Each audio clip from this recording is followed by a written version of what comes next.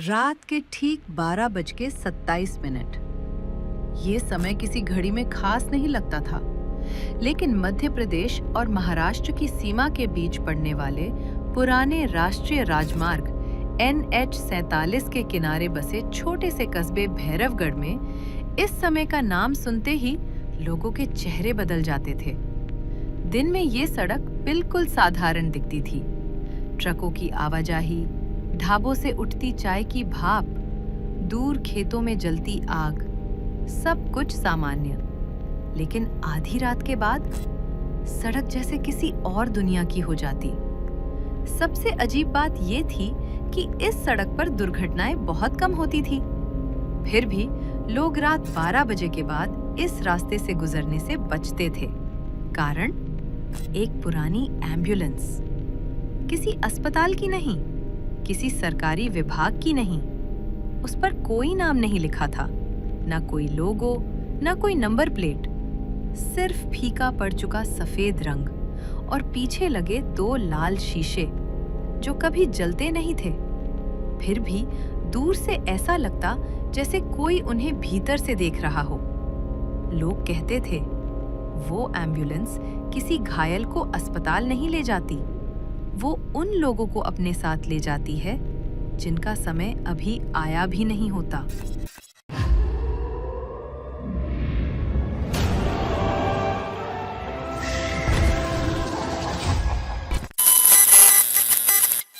भोपाल के एक लोकप्रिय FM चैनल का इन्वेस्टिगेटिव रेडियो पत्रकार था आदित्य सक्सेना। उसकी पहचान थी अंधविश्वासों की परतें खोलना। किसी गांव में चुड़ैल की अफवाह हो या किसी मंदिर का रहस्य, आदित्य कैमरा नहीं, रिकॉर्डर लेकर जाता था। वो लोगों की आवाज रिकॉर्ड करता, सवाल पूछता और अंत में सच सामने रख देता। उसके कार्यक्रम रात के रहस्य की लाखों श्रोता थे।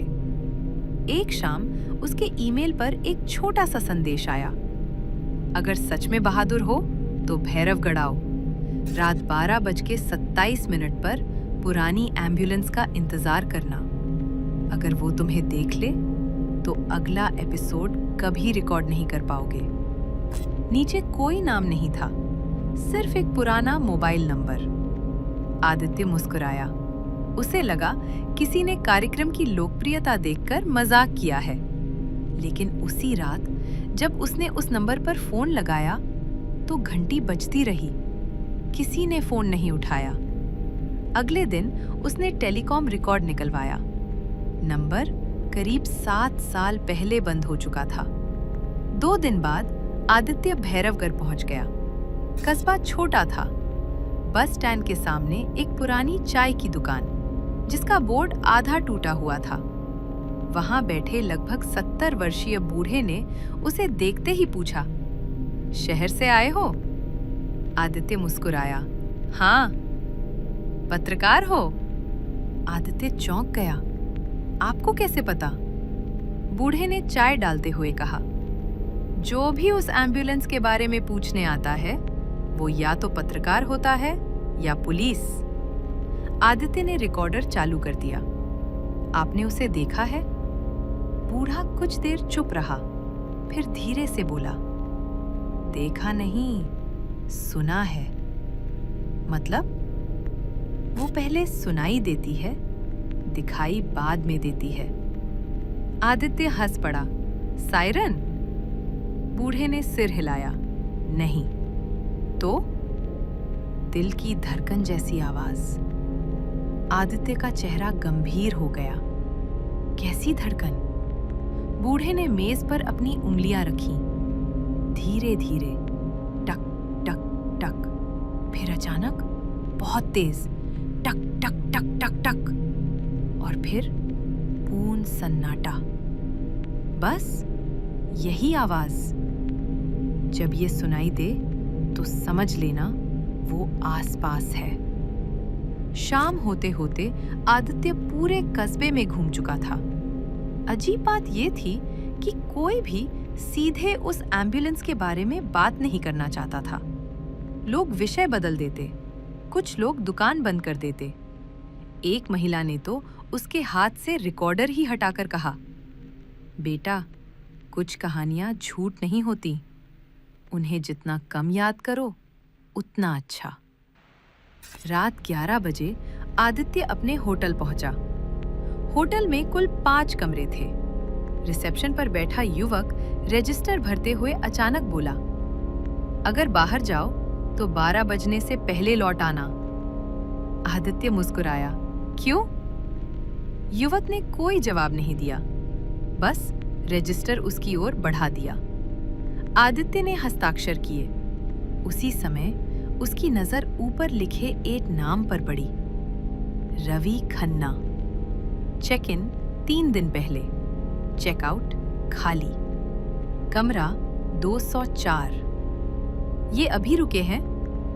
रिसेप्शनिस्ट कुछ पल चुप रहा, फिर बोला, कमरा 3 दिन से बंद है, लेकिन उन्होंने बाहर जाने की एंट्री नहीं की। तो अंदर हैं? नहीं। फिर? यही तो समस्या है। रात 12:11। आदित्य रिकॉर्डर, टॉर्च और कैमरा लेकर हाईवे की ओर निकल पड़ा। सड़क पूरी तरह सुनसान थी। दूर कहीं ट्रक की रोशनी दिखाई देती, फिर गायब हो जाती। आसमान में बादल थे, लेकिन बारिश नहीं, हवा भी नहीं। अजीब बात थी, इतनी शांति कि अपने कदमों की आवाज भी भारी लग रही थी। वो सड़क किनारे लगी पुरानी रेलिंग के पास जाकर खड़ा हो गया। रिकॉर्डर चालू था। समय 12:25।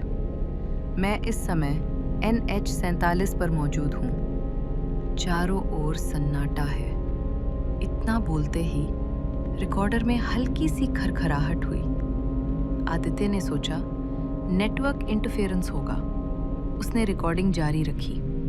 अभी तक कोई असामान्य, वह वाक्य पूरा भी नहीं कर पाया था कि उसे अपने सीने के भीतर बहुत हल्की एक लय महसूस हुई। टक, वह रुक गया। 2 सेकंड बाद फिर टक। यह आवाज बाहर से नहीं, जैसे जमीन के नीचे से आ रही थी। फिर तीसरी बार टक। आदित्य ने टॉर्च सड़क पर घुमाई। कुछ नहीं, लेकिन अब आवाज नियमित हो चुकी थी। टक टक टक। हर धड़कन के साथ सड़क की डामर पर हल्का सा कंपन महसूस हो रहा था, जैसे बहुत दूर से कोई भारी वाहन आ रहा हो। लेकिन न इंजन की आवाज, न सायरन, न हेडलाइट, सिर्फ वही लय। आदित्य ने रिकॉर्डर की स्क्रीन देखी। ऑडियो वेव अचानक बहुत ऊंची हो गई थी, लेकिन हेडफोन लगाने पर उसे अपनी ही सांसें सुनाई दे रही थीं, धड़कन नहीं। उसी क्षण उसके पीछे से किसी ने बिल्कुल शांत आवाज में कहा, रिकॉर्ड मत करो। आदित्य बिजली की तरह पलटा। पीछे कोई नहीं था, सिर्फ खाली सड़क। और तभी सड़क के मोड़ पर बिना किसी आवाज के धीरे धीरे एक सफेद एम्बुलेंस दिखाई देने लगी। न उसकी हेडलाइट जल रही थी, न इंजन की आवाज थी, लेकिन वह चल रही थी। और सबसे भयावह बात, वह सड़क पर नहीं चल रही थी। ऐसा लग रहा था मानो उसके पहिए जमीन को छुए बिना बस कुछ इंच ऊपर धीरे धीरे आदित्य की ओर बढ़ रहे हों। एम्बुलेंस धीरे धीरे बिना किसी आवाज के आदित्य की ओर बढ़ रही थी। उसने अपने जीवन में सैकड़ों एम्बुलेंस देखी थी, लेकिन यह कुछ अलग थी। इसके ऊपर लगा लाल बीकन टूटा हुआ था। शीशों पर धूल की इतनी मोटी परत जमी थी कि भीतर कुछ भी साफ दिखाई नहीं दे रहा था। बोनट के दाहिने हिस्से पर लोहे की एक लंबी खरोंच थी, मानो किसी विशाल चीज ने उसे एक ही बार में चीर दिया हो। और सबसे अजीब, एम्बुलेंस के आगे वाली ग्रिल पर जंग से बने निशान किसी शब्द जैसे लग रहे थे। आदित्य ने टॉर्च की रोशनी उस पर डाली। वह पढ़ नहीं पाया। जैसे ही उसने एक कदम आगे बढ़ाया, एम्बुलेंस उसके सामने आकर रुक गई। इंजन अब भी बंद था, फिर भी गाड़ी हल्के हल्के कांप रही थी, जैसे कोई सोता हुआ इंसान धीमी सांसें ले रहा हो। आदित्य ने खुद को संभाला। कोई है? कोई उत्तर नहीं। उसने ड्राइवर वाली खिड़की पर रोशनी डाली। सीट खाली थी। स्टीयरिंग अपने आप बहुत धीरे दाईं ओर घूमने लगा, फिर वापस सीधा हो गया। आदित्य के हाथ अपने आप रिकॉर्डर की ओर चले गए। समय रात 12:29। मेरे सामने एक एम्बुलेंस खड़ी है। इसमें कोई चालक दिखाई नहीं दे रहा। वाक्य पूरा भी नहीं हुआ था कि रिकॉर्डर अपने आप बंद हो गया। स्क्रीन काली।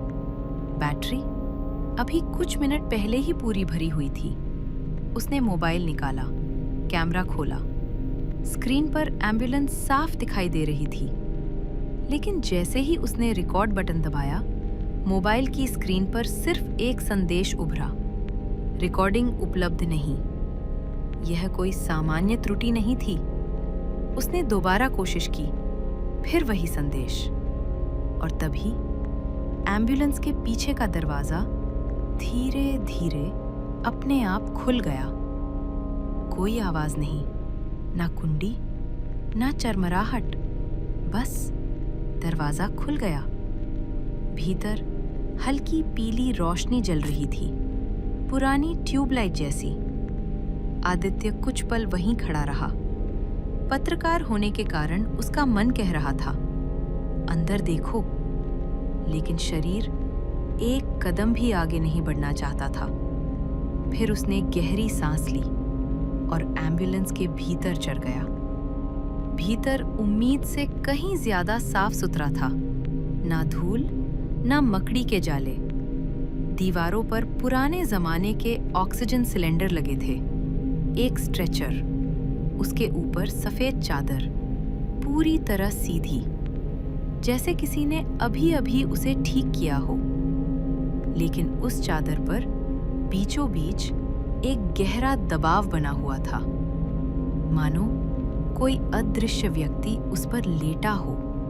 आदित्य की सांसें तेज हो गईं। उसने हाथ बढ़ाकर चादर को छूना चाहा, लेकिन जैसे ही उसकी उंगलियां कुछ इंच दूर पहुंची, चादर हल्की सी नीचे धसी, जैसे किसी ने भीतर करवट बदली हो। आदित्य का हाथ वहीं रुक गया। उसी समय उसकी नजर बाईं ओर रखी एक पुरानी स्टील की अलमारी पर पड़ी। दरवाजा आधा खुला था। अंदर एक मोटी रजिस्टर जैसी किताब रखी थी। उसने किताब निकाली।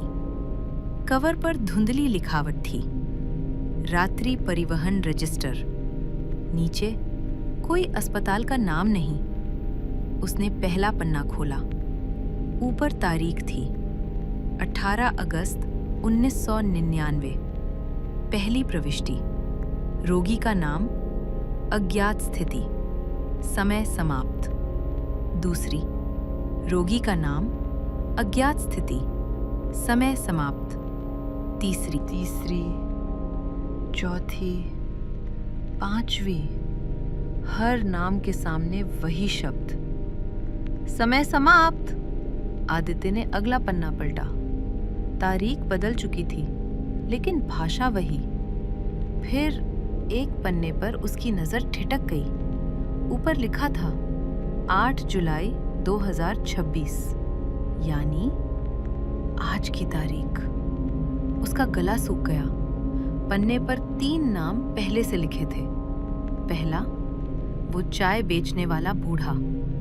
दूसरा, होटल का रिसेप्शनिस्ट। और तीसरा नाम देखकर उसके हाथ कांपने लगे। आदित्य सक्सेना। उसके सामने लिखा था स्थिति प्रतीक्षा। उसने झटके से किताब बंद कर दी। ये मजाक है, उसने खुद से कहा। किसी ने पहले से मेरा नाम लिख दिया होगा। लेकिन वो इस कस्बे में आज पहली बार आया था। फिर उसका नाम? अचानक एम्बुलेंस के भीतर एक हल्की सी टन की आवाज गूंजी, जैसे किसी अस्पताल में धातु का छोटा सा उपकरण गिरा हो। आदित्य पलटा। स्ट्रेचर पर पड़ी चादर अब पहले जैसी सपाट नहीं थी। उसका ऊपरी हिस्सा धीरे धीरे उठ रहा था, जैसे कोई अदृश्य व्यक्ति बैठने की कोशिश कर रहा हो। आदित्य एक कदम पीछे हटा, दूसरा कदम, तीसरा, और बिना पीछे देखे वो एम्बुलेंस से कूदकर सड़क पर आ गया। जैसे ही उसने बाहर कदम रखा, पीछे का दरवाजा जोर से बंद हो गया। धड़ाम! ये उस पूरी रात की पहली तेज आवाज थी। और उसी क्षण दूर कहीं एक कुत्ता लगातार भौंकने लगा, फिर दूसरा, फिर तीसरा। पूरा इलाका कुछ सेकंड के लिए जाग उठा। लेकिन जब आदित्य ने पीछे मुड़कर देखा, सड़क खाली थी। एम्बुलेंस गायब हो चुकी थी। सुबह आदित्य होटल लौटा। रात भर उसे नींद नहीं आई। वो बार-बार उस रजिस्टर के बारे में सोचता रहा। क्या उसने सच में अपना नाम देखा था, या डर ने उसके दिमाग के साथ खेल किया?